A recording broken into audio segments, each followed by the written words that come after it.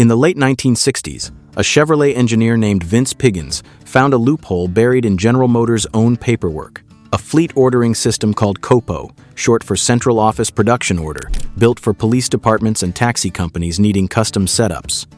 And Piggins saw that this boring office tool could get around every engine rule General Motors had on the books.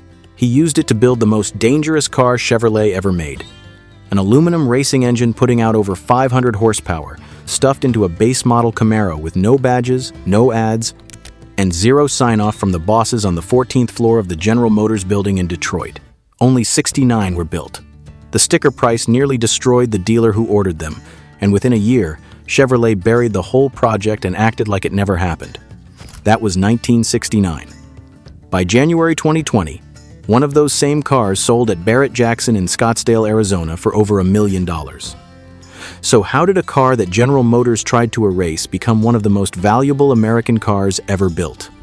This is the story of the 1969 Chevrolet Camaro ZL1. The ZL1 only exists because of a company rule that was never meant to be broken.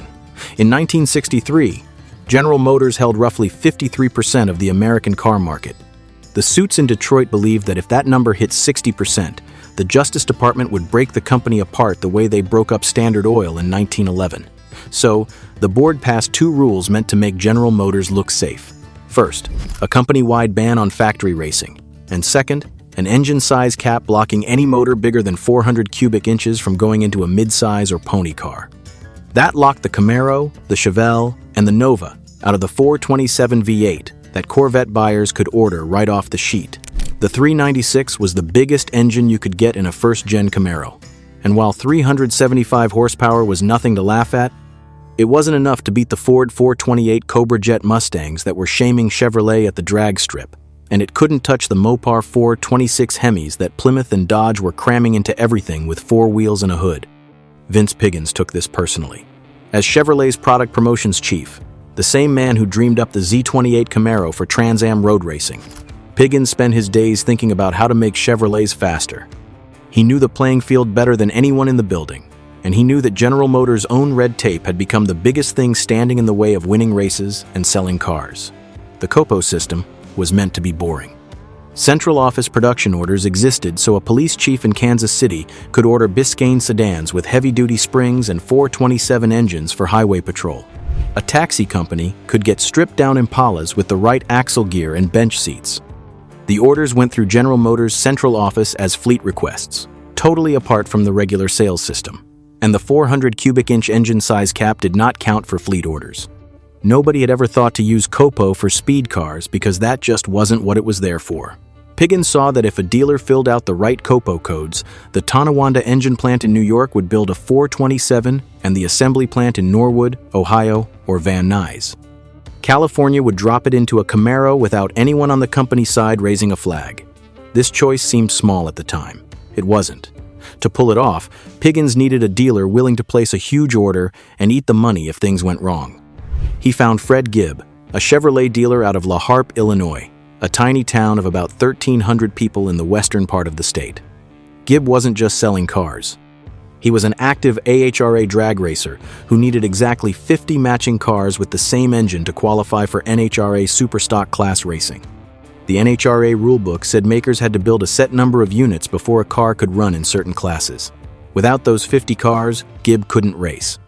And Gibb didn't want just any 427, he wanted the ZL1. The ZL1 was not a street engine. General Motors had been building it in tiny numbers for the Can-Am road racing series, where it powered McLaren and Chaparral race cars at over 600 horsepower in full race tune. Jim Hall's Chaparral 2F at Le Mans ran a version of this engine. The whole block, cylinder heads, and intake were cast from aluminum, which made the finished engine weigh just 500 pounds. That's the same weight as the little 327 small block in a base Camaro, despite having 100 more cubic inches. Every single ZL1 needed 16 hours of hand building by a skilled crew at the Tonawanda plant outside Buffalo, New York. These weren't rolling off a mass line. Each one was a custom racing engine built by pros. On paper, Chevrolet rated the ZL1 at 430 horsepower and 450 pound-feet of torque. That number was a flat-out lie meant to keep insurance number crunchers away. Real-world dyno testing showed well north of 500 horsepower from the factory, with open headers pushing past 575. And this engine came with General Motors' normal 5-year, 50,000-mile factory warranty. You could take this car to your local Chevrolet service bay and ask for warranty work on a 500-plus horsepower aluminum racing engine, and on paper, they had to honor it. Above both Piggins and Gibb sat Pete Estes, the Chevrolet general manager who had greenlit the Camaro in the first place and grasped the sales power of fast cars better than any boss at General Motors. Estes quietly said yes to the Copo deal, fully aware that if the board ever took a hard look at what was rolling off the line at Norwood, heads would roll. One insider said years later that the whole setup could have gone very badly if anyone upstairs got wind of what Piggins was doing. Between December 1968 and early 1969, exactly 69 ZL1 Camaros were built under Copo 9560. Each one left the factory looking like nothing special, and that was the whole point. If you spotted a ZL1 on a dealer lot in the spring of 1969, you would have kept walking. No 427 emblems on the fenders, no special stripes, no hood scoops. Many left the factory wearing plain dog-dish hubcaps on steel wheels, with vinyl bench seat cabins and column shift automatics. A few were ordered with the close ratio Muncie M21 or M22 Rock Crusher 4-speed, bucket seats, and attach, but even those looked like a basic sport coupe. From the outside, the car was a ghost. From the driver's seat, the trick fell apart right away. The aluminum 427 idled with a deep, rolling cam that sent shakes through the steering wheel and rattled the mirror at every red light. It needed 103-octane racing fuel, which in 1969 you could still buy at certain Sunoco and Union 76 stations if you knew where to look. Gas mileage, if you can even call it that, sat between 5 and 7 miles per gallon, which even by the gas-hungry standards of the late 60s was wild. And when you buried the gas pedal into the carpet, the ZL1 hit you with a forward shove that most drivers in 1969 had simply never felt in anything with plates and a warranty card in the glove box. What comes next is the part that still doesn't make sense to a lot of people. Bone stock on factory street tires, the ZL1 Camaro ran the quarter mile in 13.16 seconds. Bolt on drag slicks and open up the exhaust with headers. A 20-minute job with a floor jack and a box wrench, and it dropped into the low 11-second range. The mighty Plymouth 426 Hemi Barracuda, the car everyone agreed was the scariest thing on four wheels, needed real exhaust work and pro tuning to crack the low 13s. The ZL1 was already there, right off the showroom floor. And because the aluminum engine weighed the same as a small block, the ZL1 Camaro had better weight balance than a standard 396 SS Camaro. Lighter over the front wheels, it turned better, stopped better, and didn't plow through corners the way an iron block big block Camaro did. The ZL1 wasn't just the fastest street Camaro of 1969. Pound for pound, it was the best fast car Chevrolet had ever built. So of course, it was a sales disaster. The sticker price landed at $7,269. A fully loaded Camaro SS 396 with the L78 engine, power steering, disc brakes, air conditioning, and a Muncie 4-speed cost about $3,600 out the door. The ZL1 cost nearly double. A brand new Corvette 427 Stingray cost less. In parts of the rural Midwest, you could buy a 3-bedroom house for what Gibb was asking for a Camaro with no air conditioning and bench seats. Gibb had ordered 50 to meet the NHRA class minimum. He sold 13. The other 37 sat on his small town lot tying up roughly $250,000 in unsold cars. For a small dealer, that was a death sentence. General Motors stepped in and shipped those 37 to other dealers across the country, saving Gibb before the most extreme Camaro ever built put him out of business. Several of those dealers pulled the $4,200 aluminum engines and dropped them into lighter drag machines, or sold the engines on their own to racers who knew what they were worth. Piggins had also drawn up Copo 9567, a tamer version with tuxedo black paint, special badges, a softer cam for smoother idle, and a price that was still steep but easier to swallow. 2 test cars were built at Norwood. When the standard ZL1 turned out to be sales poison, Copo 9567 was killed before a single unit was ordered. If Piggins had stopped here, this story might have ended as a strange footnote. Those 2 test cars lived on, and both are now seen as some of the most important Camaros ever built. By 1970, the forces lining up against every fast car in America were too big to miss.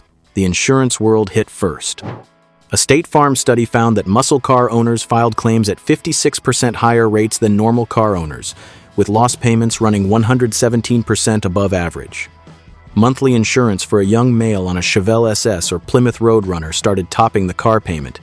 The 18 to 25-year-old buyer, the core market for muscle cars, was being priced out by the insurance companies, not the car makers. On the last day of 1970, President Nixon signed the Clean Air Act inside the Oval Office, calling for a 90% cut in tailpipe pollution by 1975 and creating the EPA. General Motors President Ed Cole ordered compression ratios chopped across the whole lineup for 1971. The ZL1's 12-to-1 compression, which needed 103-octane racing fuel, could not survive the switch to unleaded. Compression fell to 8.5-to-1 across the board. By 1975, the base Corvette made just 165 horsepower, the weakest in its history. The 1972 switch from SAE gross to SAE net horsepower ratings made things look even worse. The Corvette LT1 went from 330 gross to 255 net overnight. Real power had dropped from weaker tuning, but the rating change made the fall look far steeper on paper. Car magazines that had been cheering 450 horsepower Chevelles were suddenly writing about 270 horsepower follow-ups. The mental blow was just as bad as the real one. Then, in October 1973, the OPEC oil cutoff hit the American economy like a freight train. Crude oil jumped 4 times over, from $2.90 to $11.65 per barrel. Gas leapt from 30 cents to over $1 a gallon, and that was when you could find it at all. Lines at gas stations wrapped around city blocks from New York to Los Angeles. A national 55-mile-per-hour speed limit made fast cars feel pointless. Buyers dropped their V8 coupes and flooded into Honda Civic and Toyota Corolla showrooms. The muscle car era, which had burned so bright for barely 10 years, was done. The ZL1 was one of the first to fall. No 1970 model, no follow-up engine, no next chapter. Pete Estes left the Chevrolet division in early 1969, and without his cover, the performance group Piggins had built was taken apart by 1970. The 69 ZL1 Camaros scattered across the country, and Chevrolet's records made no mention of them. For the next 15 to 20 years, the survivors lived hard lives. Drag racers beat them down quarter-mile strips every weekend. Several were wrecked past, saving at tracks from Pomona to Englishtown. Owners pulled the prized aluminum engines and dropped them into lighter Chevy 2 Novas or tube-frame drag cars, turning what was left into plain base-model Camaros nobody looked at twice. A few ZL1s wound up in barns and farm garages across rural Pennsylvania, Ohio, and the Midwest, piling up dust while the world forgot they existed. The comeback started in the 1980s. As the first-gen Camaro collector market warmed up, researchers started asking hard questions about cars that showed up in no booklet and carried no option codes on any price list. Jerry McNeish, who would later start the Copo Connection Registry, began tracking VIN numbers, matching build sheets, and finding every living ZL1 he could prove. Each car that surfaced pushed prices higher. A ZL, one that changed hands for $15,000 in the mid-1980s, was pulling $100,000 by the mid-90s. By 2010, 6-figure sales were normal, and 7-figure whispers had started floating among serious buyers. In January 2020, car number 59 out of the 69 built, a Hugger orange ZL1 with the only factory-chambered exhaust system, crossed the block at Barrett Jackson's Scottsdale sale. The hammer fell at $1,094,500.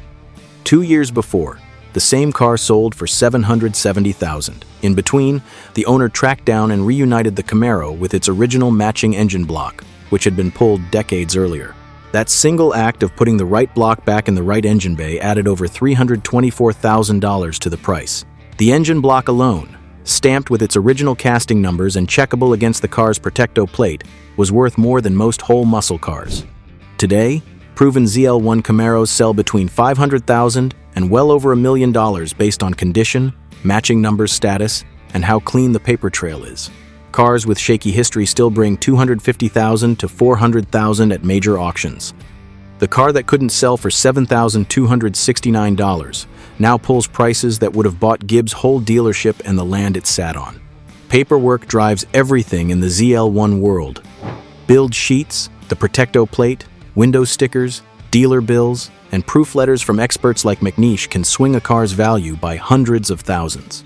The Copo Connection Registry tracks every known survivor, and any car not on that list faces fierce doubt from collectors.